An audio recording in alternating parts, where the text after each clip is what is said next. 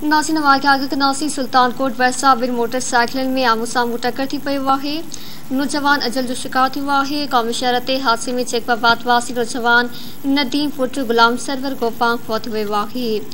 फौती नौजवान जो लाश अस्पताल मां ज़रूरी कार्रवाई बाद वारसनि हवाले कयो वियो। संदसि मड़ घर पहुचण ते वारसनि में कोहराम अची वियो आहे। हादसे बाबति वाक़िया कई पिया। सुल्तानकोट भरिसां ॿिनि मोटरसाइकिलनि में आम्हूं साम्हूं टक्कर थी पई आहे। क़ौमी शहर ते हादसे में चेकबाबाद वासी नौजवान नदीम पुट गुलाम सरवर गोपांग फौत वियो।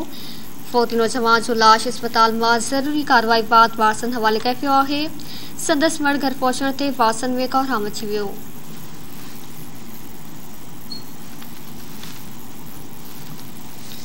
सुल्तानकोट मां ख़बर शेयर कई पिया। सुल्तानकोट भरिसां ॿिनि मोटरसाइकिलनि में आम्हूं साम्हूं टक्कर थी पई आहे।